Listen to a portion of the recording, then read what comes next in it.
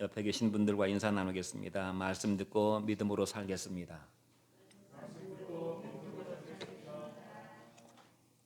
벌써 7월에 첫 예배를 드리게 되었습니다. 주님을 뵐 수 있는 날이 점점 가까이 다가와서 아주 기분이 좋고, 또 한편으로는 하나님 앞에 내가 믿음으로 잘 살고 있나, 이런 무거운 마음도 동시에 교차하는 7월 달인 줄로 믿습니다. 오늘은 믿음 있는 한 사람이라는 말씀의 제목으로 하나님을 경외하는 믿음을 가진 오바댜를 우리가 말씀을 통해서 교훈을 얻으려고 합니다. 본문은 영적 전쟁이 이제 임박했습니다. 영적 전쟁이, 대영적 전투가 임박했습니다. 이름하여 갈멜산의 영적 대전쟁이 곧 이제 다음 설교 시간에 펼쳐지게 되는데, 갈멜산이 얼마나 유명한 산인가 하면 영적 전투가 1대 850명, 옛날에 싸움 잘하는 사람들이 1대 17로 싸워서 이겼다는 이런 참 믿을 수 없는 그런 전설들이 전해져 내려오는데, 뚝방 전설 해가지고 이건 1대 850명의 전투입니다.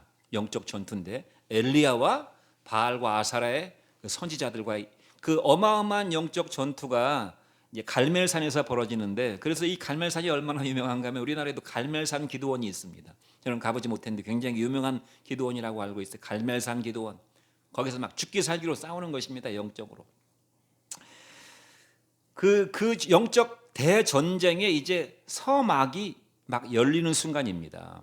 그 서막은 어떻게 열리는가 하면 오바댜라고 하는 사람을 통해서 영적 전쟁의 첫 총성이 울려지게 된다, 이 말입니다. 엘리야와 그다음에 아합 왕의 그 이방신, 아합은 바알 신을 상징하고, 그다음에 그 부인 이세벨은 아세라 여신을 상징하는데, 아합 왕의 선지자 450명, 그다음에 이세벨의 선지자 400명에서 1대 850의 영적 전쟁이 벌어지게 됩니다.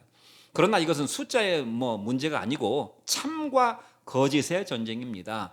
하나의 참이 850의 거짓을 이긴다는 사실을 우리가 영적 교훈으로 배울 수가 있습니다. 세상엔 숫자 많은 사람이 이기지만, 수가 많은 사람이 이기게 되지만, 영적으로는 그렇지 않습니다. 하나의 진실이 천과 만의 거짓을 이긴다는 사실을 보여주는 것입니다. 하나님과 바알과 아세라의 우상들에 존재하지도 않지만, 그러나 그 뒤에 배후에는 마귀가 존재하고 있지요. 우상의 배후에는, 우상은 그야말로 헛떡개비, 아무것도 아닌 돌멩이에 불과하고 나무에 불과하고 금덩어리에 불과한 아무것도 아닌 것이지만, 그 배후에는 마귀가 있습니다. 하나님과 마귀와의 영적 전쟁인데, 지난번에 제가 말씀드렸듯이 하나님은 마귀와 전쟁하고 자시고 할 것이 없다, 그 말입니다. 마귀는 이미 패배한 자이기 때문에, 쫓겨난 자이기 때문에 하나님의 승리가 다시 한번 현실 속에서 확인되는 그런 전쟁이 벌어지고 있다 하는 것입니다. 그 영적 전쟁의 첫 트리거, 그 방아쇠를 딱 당기는 사람이 누구냐? 오바댜라고 하는 사람입니다. 본문의 내용은 이렇게 시작됩니다. 한참 세월이 지난 후에, 한참 세월이 흘렀다는 말은 적어도 3년 이상 지나갔단 말입니다. 왜냐하면 엘리야가 아합 왕을 찾아가서 이 땅의 우상 숭배로 인해서, 이 땅의 혼합 신앙으로 인하여서 하나님이 저주를 내리실 것이다. 비가 안 오는 저주를 내리실 것이다. 내 입에 말이 있지 아니하면 이 땅에 3년 반 동안 비가 오지 않을 것이다. 그 말은 다른 말로 말하면 내가 말을 해야 비가 올 것이다, 그 말입니다. 그래서 3년 반의 세월 동안 비가 오지 않았어요. 그런데 하나님께서 다시 3년 반이 지나니까 엘리야를 부르셔가지고, 야, 아합 왕에게로 가거라. 아합 왕에게 가지고 가서 내가 전하는 말씀을 그에게 전하거라. 비가 내릴 것이다. 하나님께서 비가 오게 하실 것이다 라는 메시지를 전해라. 왜냐하면 사마리아의 기근이 극에 다다랐기 때문에 그냥 조금 더 진행되면 사마리아 사람들이 다 목말라 죽게 생겼어요. 다 굶어 죽게 생겼어요. 그래서 하나님이 3년 반이 지난 후에 그 사마리아 땅에 비를 내려주시는 은혜를 베푸시는데, 하나님이 엘리야를 통해서 그 아합 왕에게 가서 그 말씀을 전하도록 하시는 것입니다. 근데 여기에 중재자로 나서는 사람이 한 사람이 나오는데, 그 사람이 누군가 하면 오바댜입니다. 이 오바댜라는 사람에 대해서 간략하게 나오는데, 이 오바댜는 어떤 사람인가 하면 아합 왕궁의 제반 왕궁의 업무를 총괄하고 있는 사무관, 또 책임자. 오늘날 우리로 말하면 청와대의 한 총무수석이나 무슨 그 경제수석까지는 안 가겠는데 그 청와대의 모든 살림살이를 다 관장하는 그런 굉장히 중요한 역할, 안살림을 하는. 그래서 아마도 이 사람이 좀 우리가 이해가 안 되는 것이 이 사람은 여호와 신앙, 순결하고 순수한 하나님만을 믿는 신앙을 고수한 사람이었는데 어떻게 우상 숭배와 혼합 신앙이 들끓는 아합 궁전에서 그 자기 인생을 보내고 있는가 이해가 잘 안 되지요. 그런데 하나님께서는 종종 그렇게 쓰신다는 사실입니다. 하나님께서 다니엘과 그의 세 친구들을 느부갓네살 왕궁에서 기거하게 하시면서 하나님이 귀하게 쓰셨잖아요. 하나님이 요셉을 바로의 황궁에서 기거하게 하면서 쓰셨듯이 이 오바댜라고 하는 사람을 쓰시는데 이 오바댜에 대해서 간략하게 열왕기상 18장 3절로 4절이 이렇게 말씀하고 있습니다. 같이 한번 읽어보겠습니다. 시작. 아합이 왕궁 맡은 자 오바댜를 불렀으니 이 오바댜는 여호와를 지극히 경외하는 자라. 이세벨이 여호와의 선지자들을 멸할 때에 오바댜가 선지자 100명을 가지고 50명씩 굴에 숨기고 떡과 물을 먹였더라. 그 자세한 내용이 나와 있지 않기 때문에 우리가 알 수 없지만 이렇게 생각하는 그런 학자들이 있어요. 오바댜가 순수한 여호와 신앙을 가진 사람이었지만 오바댜가 아합에게 정면으로 도전하거나 대들지 않고 하나님이 허락하신 범위 안에서 묵묵하게 자기의 믿음을 지키며 자기가 해야 될 도리를 성실하고 충성스럽게 감당했기 때문에 비록 아합 왕이었지만 오바댜를 중용해서 썼다 이 말입니다. 믿을 만한 사람이었기 때문에 자기 왕궁의 살림살이를 다 맡겨도 될 사람이었기 때문에 비록 아합 왕과 이세벨 그 황후가 드리는 이런 이방 신들의 예배나 이런 예배는 아마 참석하지 않았겠지만 그러나 그런 면으로 보지 않고 이 왕궁 살림살이를 믿고 맡길 만한 신실한 사람이었다. 충성스러운 사람이었기 때문에 이 오바댜를 쓰지 않았을까. 그러나 이 시대적 배경을 한번 생각해 보세요. 이 시대 배경이 지금으로부터 한 2800년에서 한 900년 사이입니다. 예수님 오시기 전에 한 800년, 900년 시대에 일어난 사건이고 다윗 왕을 기준으로 하면 다윗이 왕국을 세운 후에 적어도 한 100년, 150년이 지나갔어요. 100년, 150년 지나가는 세월에 남쪽은 남쪽대로 솔로몬 왕 이후로부터 점점 우상 숭배가 스며들어 왔지요. 르호보암 왕 때 계속 이런 우상 숭배가 더했죠. 북쪽은 더 말할 것이 없었죠. 여로보암 왕 때 그 금송아지 그 우상을 숭배하면서 계속 이방 신들이 들어왔습니다.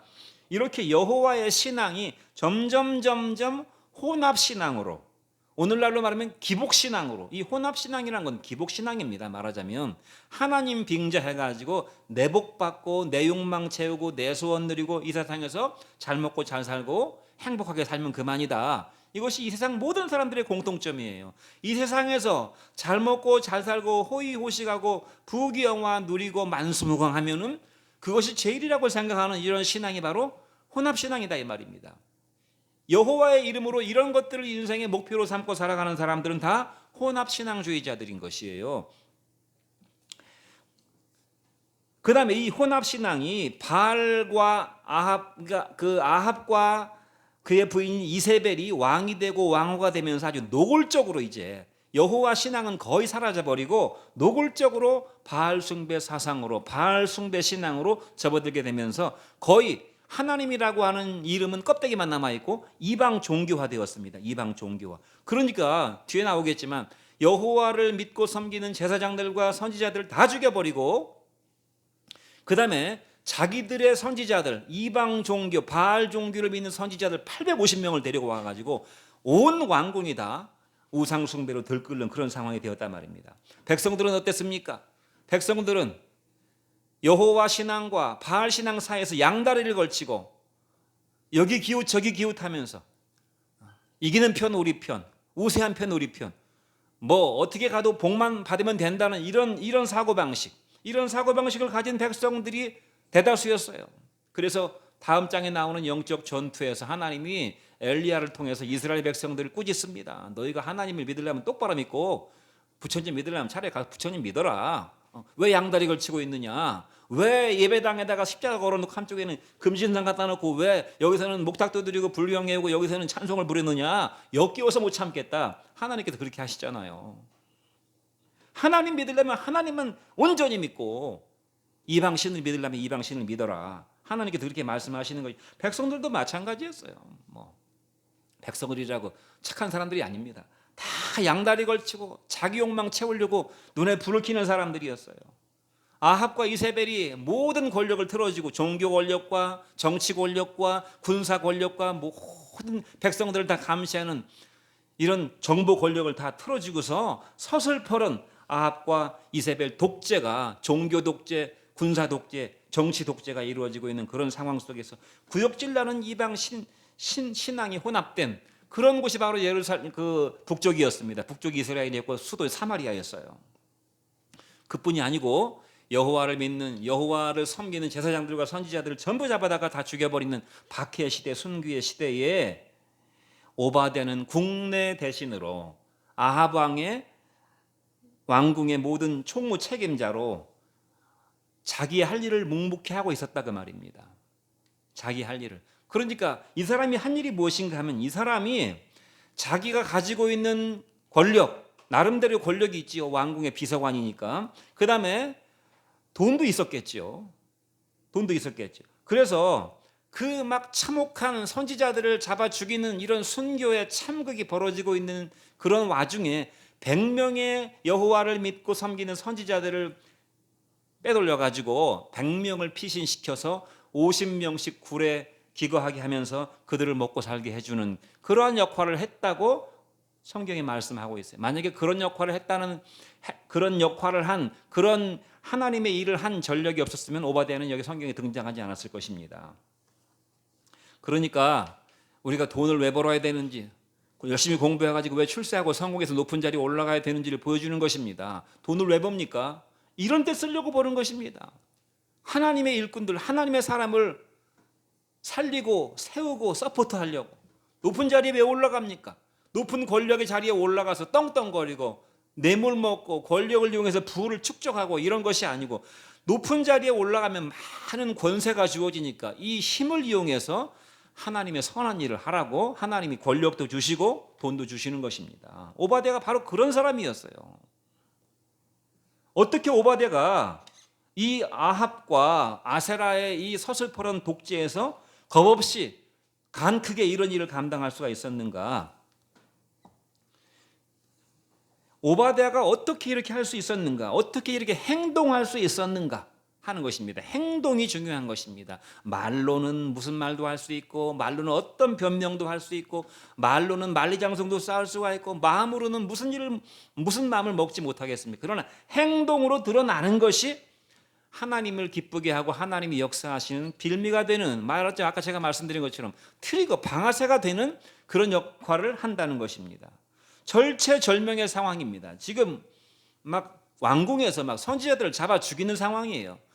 우상 숭배의 그런 예배가 막 계속 드려지고 있는 것입니다. 그 우상 딴지들에게 드리는 그 역겨운 향내가 이방 신상들에게 올려지는 그 향내가 막 계속 기도 소리가 계속 그 푸닥거리 하는 무당들의 푸닥거리가 계속 그렇게 시끄럽게 울려 퍼지는 그런 상황 속에서 만약에 선지자들 100명을 빼돌렸다가 잘못해가지고 발각이 되면 어떻게 됩니까? 자기 직분은 날아가는 것이고 자기 가족의 목숨은 위태롭고 그 다음에 자기 목숨, 직분이 문제가 아니고 자기 목숨도 상실되게 되는 그런 상황이고 오늘날로 말하면 어떻게 됩니까? 여론의 문매를 맞게 되는 것이요. 반역자다, 역적이다, 나쁜 놈이다 해가지고 막 여론몰이 해가지고 그냥 다 매장시켜 버리는 것이죠. 그러나 이 사람은 그게 중요한 게 내 직분 날아가는 거, 내 지금 이 청와대 비서관인데 내가 청와대 비서관 자리 날아가는 거, 우리 집안이 혹시 나 때문에 다 멸문지발을 당하는 거, 내 목숨 날아가는 거, 세상의 모든 사람들이 다 나를 손가락질하고 나를 욕하는 거, 그거 별로 중요한 거 아니다. 이 사람은 하나님을 경외하는 사람이었다고 성경에 기록되어 있어요. 그러니까 우리가 하나님을 경외하게 되면 내가 직장 잃어버리는 거, 내가 혹시 죽게 될까, 우리 가족에게 무슨 피해가 돌아갈까, 그런 거 겁나지 않다 이 말입니다. 하나님을 경외하면. 그래서 하나님께서 사실상 이때 하나님이 심판하셨어야 되는데 이 오바댜라고 하는 사람과 뒤에 나오는 선지자들과 이 엘리야 선지자 같은 사람들 때문에 하나님이 이때 이스라엘을 심판하지 않으시고 약 150년 이상 더 하나님이 기다리신다 그 말입니다.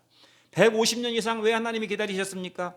바알에게 무릎 꿇지 아니한 오바댜 같은 사람, 그 다음에 100명의 선지자, 또 수백 명의 수천 명의 순교를 당한 선지자들이 있었고 엘리야 선지자 같은 영적 영웅이 기도하는 영웅이 있었기 때문에 이스라엘은 150년 기간 동안 더 수명이 연장돼서 결국은 772년에 바벨론 아시리아에게 멸망당하고 말지요. 아시리아에게 722년에. 이들은 다 공통점이 있어요. 무릎 꿇지 아니한 바알에게 무릎 꿇지 아니한 오바댜, 그다음에 수백 명의 수천 명의 죽어간 선지자들, 그다음에 100명의 살아남은 선지자들, 그다음에 엘리야 같은 영적인 영웅들은 다 하나님을 경외하는 사람이었습니다. 그 대표로 한 사람 오바댜를 지금 콕 집어가지고 이 사람은 하나님을 경외하는 사람이었기 때문에 그렇게 대대적인 박해가 일어날 때 겁없이 간 크게 청와대에 있으면서 왕궁에 있으면서 바알의 눈을 두려워하지 아니하고 선지자들을 살린 사람이었다고 성경이 말씀하고 있는 것입니다. 여러분, 하나님을 경외하는 믿음, 하나님을 경외하는 사람은 어떤 사람입니까? 결정적 시기, 평상시에는 그냥 조용하게 근무하는 사람이, 직장에서 조용하게 근무하고 자기 할 일 하는 사람입니다. 평상시에는 별로 문제가 없어요. 열심히 일하고 열심히 돈 벌고 열심히 가정생활하고, 그러나 항상 결정적인 사건이 터지게 되고 문제가 다가오게 되죠. 그때 나는 중요한 선택을 해야 돼요. 그때 바로 자기 정체성이 드러나게 되는 것입니다. 자기 정체성이, 자기 정체가 드러난다 그 말입니다. 평상시에는 참 믿음 있는 성도요, 믿음 있는 목사요, 존경받는 목사인 줄 알았더니 어떤 상황 앞에, 돈 앞에, 권력 앞에, 명예 앞에 그냥 그 정체가 다 드러나게 되는 거예요. 돈을 그렇게 좋아하는 사람인지 몰랐어요. 그렇게 자기 이익을 탐하는 사람인지 몰랐어요. 위기가 닥치니까 그냥 나는 모른다고 싹 잡아떼는 사람인지 몰랐어요. 거짓말을 그렇게 잘하는 사람인지 몰랐어요. 어떤 사건이 딱 터지니까 자기 정체성이 다 드러나게 되는 것입니다. 그러나 하나님을 경외하는 사람은 자기 신앙 정체성을 바로 이때 드러내는 사람이죠. 하나님께 목숨을 거는 사람이라고 말할 수 있어요. 성경에 우리가 지난번에 로마서 말씀을 배울 때 뭐라고 말씀을 배웠습니까? 누구든지 주의 이름을 부르는 자는 구원을 얻을 것이라고 그랬죠. 이 말이 가벼운 말이 아니라고 그랬습니다. 그까짓 거 주의 이름 부르는 거 뭐가 어렵나? 예수님은 나의 주님이십니다. 이거 말하는 건 뭐가 어렵나? 누가 그걸 못하겠나? 그런 정도가 아니라고 그랬습니다. 주의 이름을 부른다는 말은 지금 오바댜가 죽으면 죽으리라 하는 마음으로 선지자들을 살리는 것과 같은 행동을 말하는 것입니다. 함부로 공적으로 나는 예수 믿는 사람이고 예수님이 내 주인이시고 내 구원자이십니다라는 걸 요즘 말로 커밍아웃, 함부로 입을 놀렸다가는 쥐도 새도 모르게 붙잡혀가서 순교의 제물이 될 수 있어요. 화영장에 횃불이 될 수 있고 사자밥이 될 수 있는 그런 그야말로 목숨 걸고 예수 믿어야 되는 그런 시대였단 말입니다. 초대 교회는. 그런 상황에서 누구든지 예수님을 주님이라고 부르는 사람은 구원을 얻을 것이라고 로마서 말씀이 말씀하고 있어요. 그러니까 자기 목숨 걸고 예수를 믿는 사람은 하나님을 경외하는 사람이고 믿음 있고 구원을 얻는 사람이다. 어떤 사람이 하나님을 경외하는 사람입니까? 세속 풍조에 영합하지 않는 사람입니다. 세속 풍조를 환영하고 그거와 하나가 되려고 노력하지 않는 사람이란 말. 세상의 시류에 편승하지 않는 사람. 전라도 말로 속창시가 있는 사람을 말하는 것입니다. 속창시. 우리 길러주신 어머니가 종종 그런 말을 썼어요. 전라도 전주분인데 창시가 없다고. 속창시가 없다. 속창시가 없다는 말은 무슨 말입니까? 아무 생각이 없다는 말입니다. 그냥 맛있는 거 먹으면 좋고, 먹고 나서 똥 마르면 똥 싸러 가고, 졸리면 자고, 그냥 이쪽으로 가라면 이쪽으로 가고 저쪽으로 가면 저쪽으로 가고, 아무 생각이 없고 줏대가 없고 속이 없는 사람.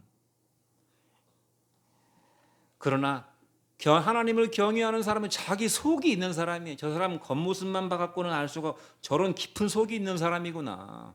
평상시에는 별로 그렇게 막 나대지 않아가지고 믿음이 이렇게 좋은 사람인지 몰랐는데 문제가 닥치니까 믿음이 탁 드러나네. 믿음이 정말 심지가 깊은 사람이네.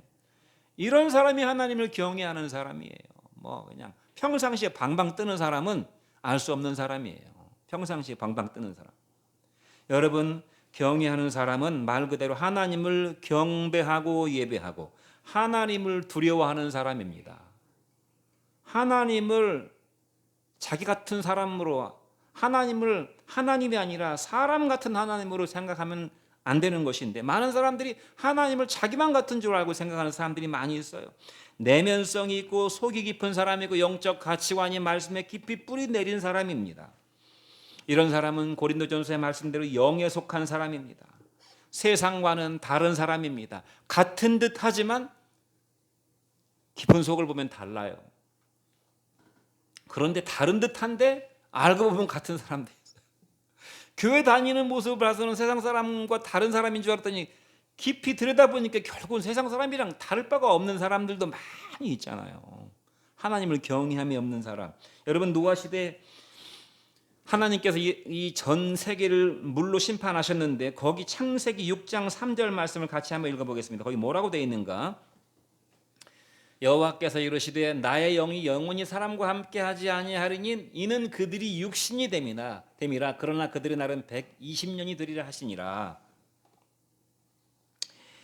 이것이 무슨 말씀입니까? 하나님이 그냥 너무나 타락한 이 전 세계 인간들을 처음으로 심판하신 사건이 바로 노아의 홍수 심판이죠. 이 노아의 홍수 심판 때 사람들이 어땠는가, 이 세상이 어땠는가를 한마디로 말해줄 때 그들이 육체가 되었다고 말합니다. 그들이 육체가 되었다. 좀 더 부연 설명하기는 신약 성경에 그들이 노아가 방주로 들어가는 그 순간까지, 하나님이 비를 막 내리기 시작해서 막 물이 차오르는 그 순간까지도 이 세상 사람들은 먹고 마시고 시집가고 장가가고 프리섹스하고, 창세기 보면 사람들이 자기의 눈에 드는 모든 사람과 더불어 육체 관계를 맺었다고 되어 있어요. 그냥 이쁘면 갖다 데리고 자는 거예요. 뭐 그냥 마음 끌리면 그냥 남자 여자 섞어서 막 일 저지르는 것입니다. 요즘도 그래요. 요즘도 서로 맘에 맞으면 그냥 뭐 하룻밤 자는 건 일도 아니에요. 옛날에는 그 사창가나 가야 좀 뭐 그런 일들이 벌어지고 그랬는데 요즘은 뭐 사창가가 따로 없어요. 그냥 뭐 인터넷 통해서 뭐 그냥 온 주택가에 뭐 그냥 말도 못합니다. 이 성적 문란과 타락이요. 그러니까 말하자면 진짜 처녀 총각이 별로 없다 이 말입니다. 진짜 처녀 총각이. 창세기 6장 8절은 그러나 뭐라고 말합니까? 같이 읽어보겠습니다. 창세기 6장 8절. 그러나 노아는 여호와께 은혜를 입었다라 그랬어요. 9절도 같이 읽어보겠습니다.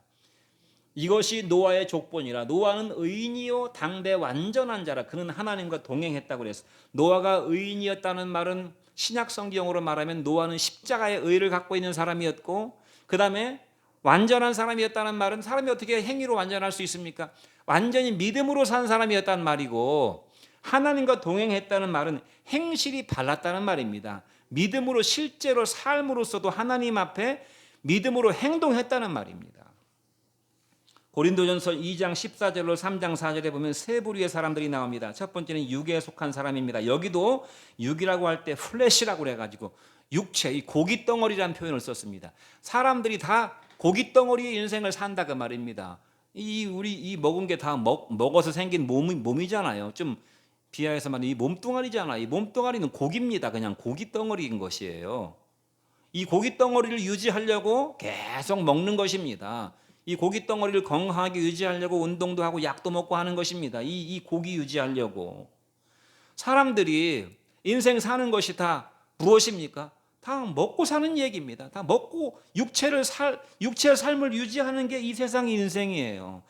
너무나 그러나 내 삶이 먹고 사는 육체의 삶을 사는 것으로 생각하면 비참하니까 윤리로 좀 포장하고 도덕으로 좀 포장하고 어떤 휴머니즘으로 좀 포장하는 것이지, 까고 보면 다 육체예요.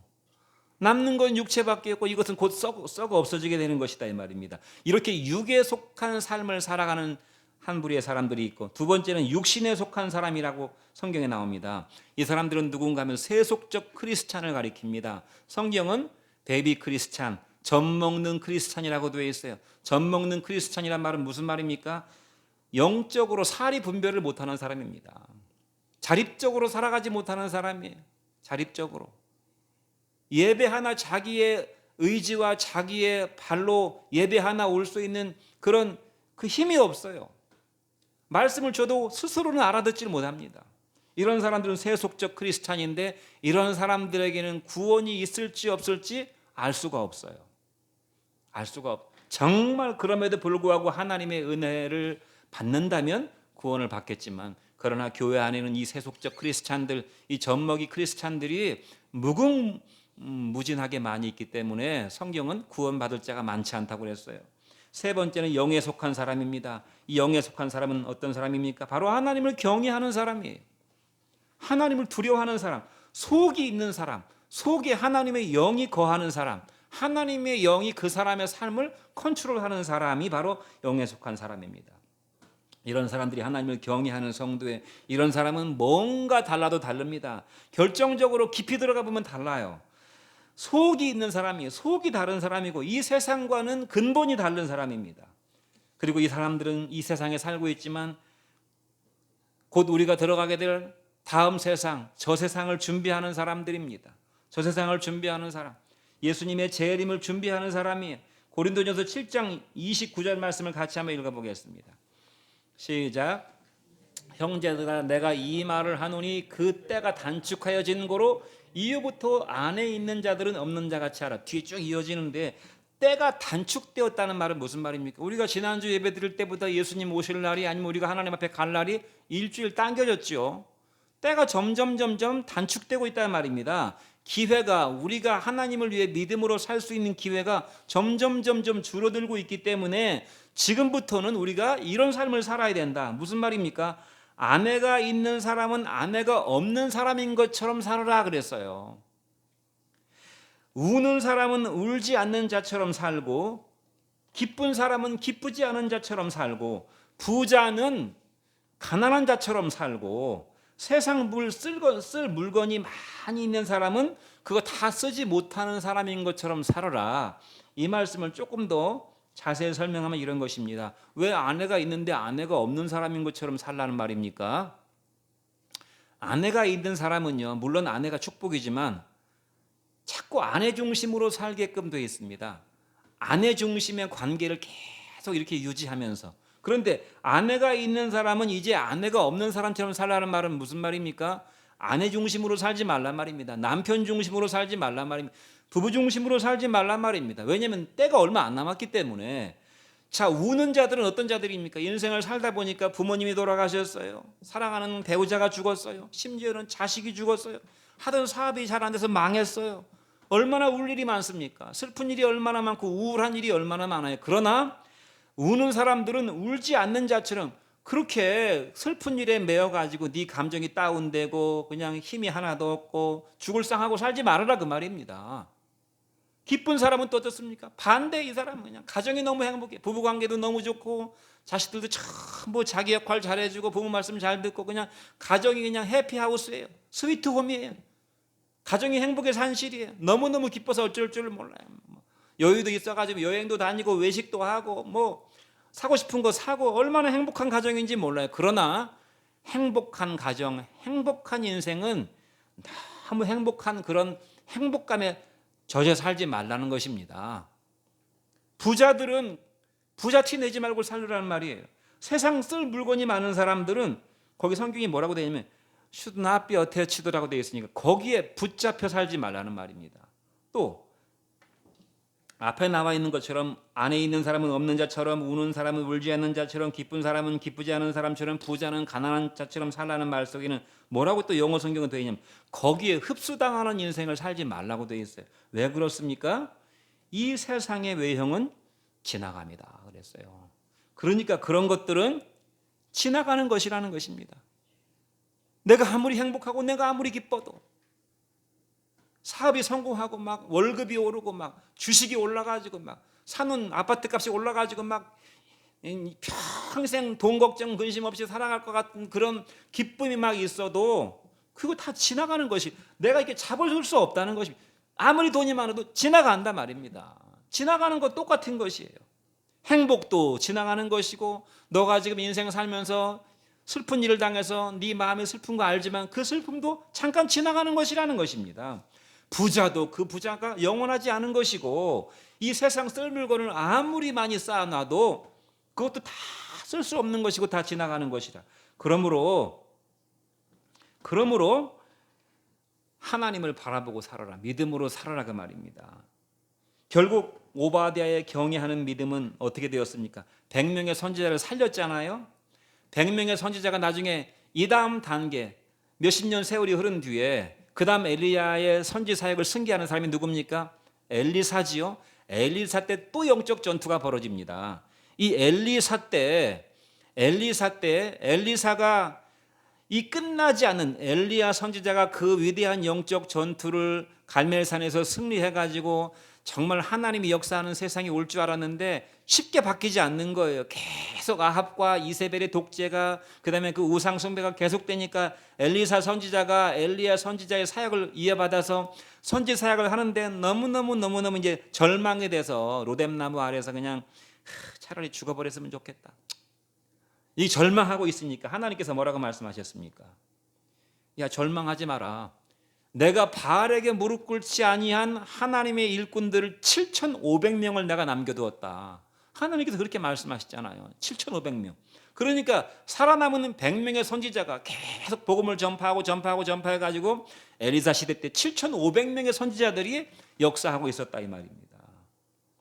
그리고 나중에 그들이 결국 바벨론이 아시리아의 제국에 의해서 이스라엘이 멸망했지만, 그 이후로도 멸망한 이후로 나라는 멸망했지만 하나님의 나라는 멸망하지 않고 계속 남은 자들을 통해서 예수님 시대까지 역사가 흘러왔고 오늘 우리에게까지 믿음이 흘러오게 된 것입니다. 반면 소돔과 고모라는 어떻게 되었습니까? 하나님의 심판이 거기도 임했죠. 불심판이 임했죠. 노아 시대는 물심판, 소돔과 고모라는 불심판이 임했잖아요. 그때 왜 하나님의 불심판이 임한 줄 아십니까? 소돔과 고모라의 죄악을 단적으로 말해주는 것이 동성애입니다. 동성애.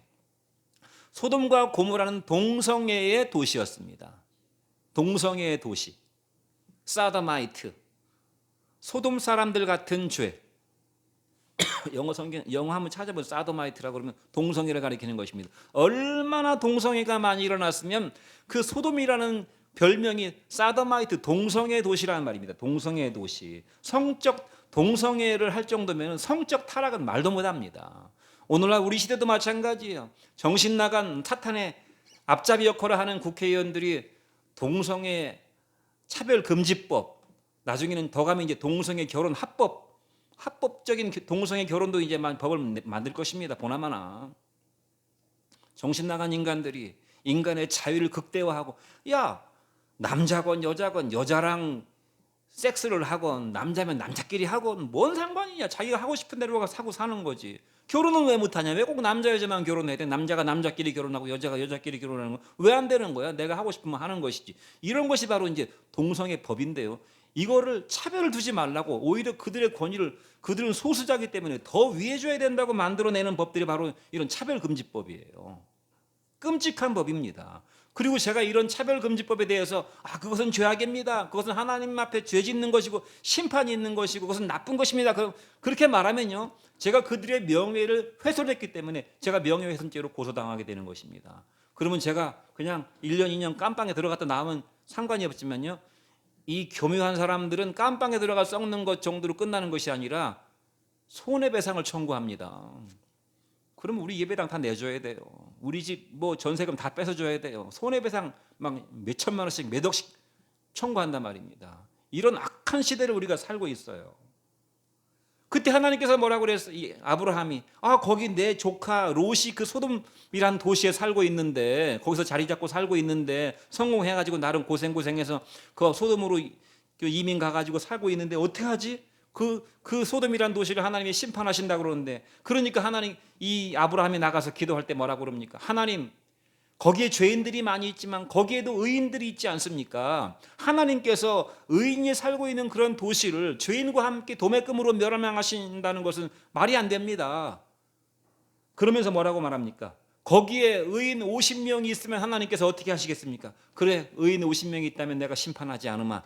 그런데 아브라함이 돌아와서 기도하는 중에 아무리 생각해도 의인 50명이 없어요. 그러니까 10명을 깎았어요. 40명이면 어떻게 하시겠어요? 40명도 심판 안 해요. 자신이 없어. 30명이면 어떻게 하시겠어요? 30명도 20명도 심판 안 한다. 10명도 심판 안 한다. 10명도 심판 안 한다는 말을 듣고 다시 한번 기도해 보니까 10명은 고사하고 한 명도 의인이 없는 것입니다. 한 명도. 거기 유일하게 살고 있는 자기 조카인 롯도 의인이라고 말할 수가 없어요. 소돔과 고모라 도시에 들어가 가지고 신앙을 다 잃어버리고 거의 세속적인 그리스도인이 되어 살고 있는 것입니다. 그래서 어떻게 됩니까? 결국은 심판받게 되는 것입니다.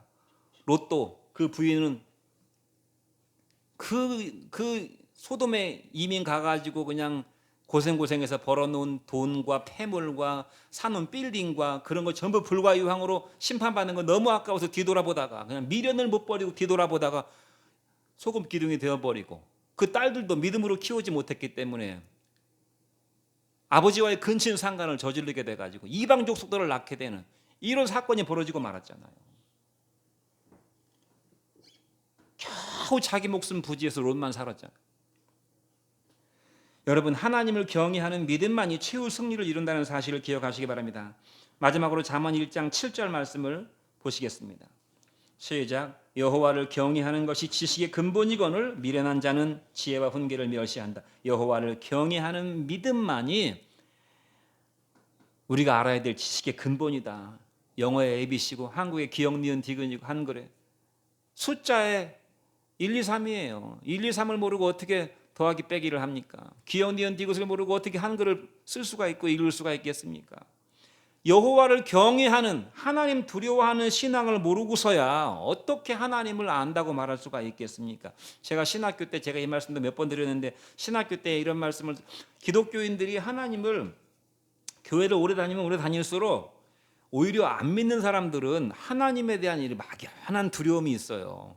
그런데 교회를 오래 다니면 다닐수록 하나님을 안 무서워한다 이 말입니다. 이제 익숙해져 가지고. 그래서 하나님을 제일 안 무서워하는 사람들이 누구냐? 목사들이라고 그랬어요.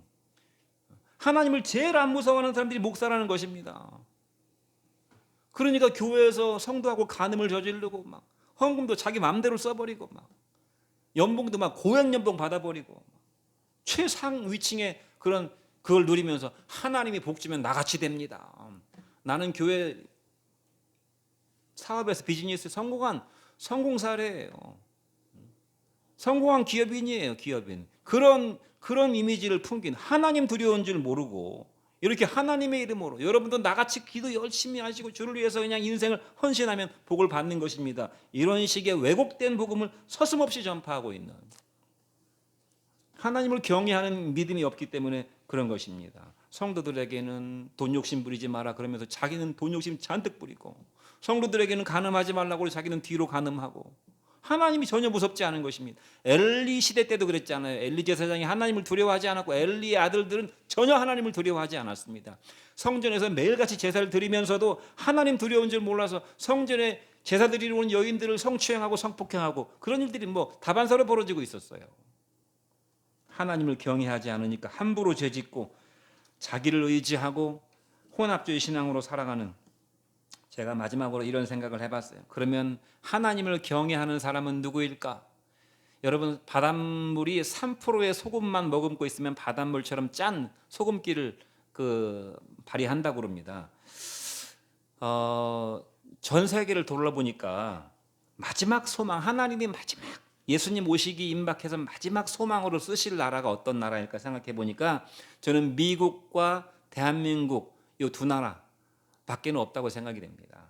한때 중국이 다가오는 제사장 나라가 될 것이다 했지만 중국은 공산치하고 공산당 나라고 중국은 너무 기분이 어느 나라이기 때문에 유럽을 봐도 기독교는 몰락했고 중남미든 마약과 섹스와 부정부패가 말도 못하죠.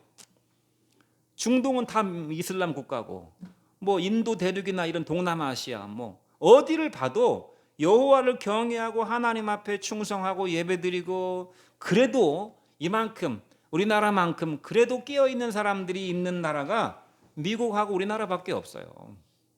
저는 우리나라도 지금 우리나라 교회가 많이 부패되고 세속화되었다고 말은 하지만 그래도 남아있는 선지자 100명 바알에게 무릎 꿇지 아니한 7,500명의 선지자들을 통해서 그런 성도들을 통해서 하나님이 여러분의 가정과 우리 교회와 이 나라를 위해서 전 세계를 위해서 하나님이 역사하실 줄로 믿습니다.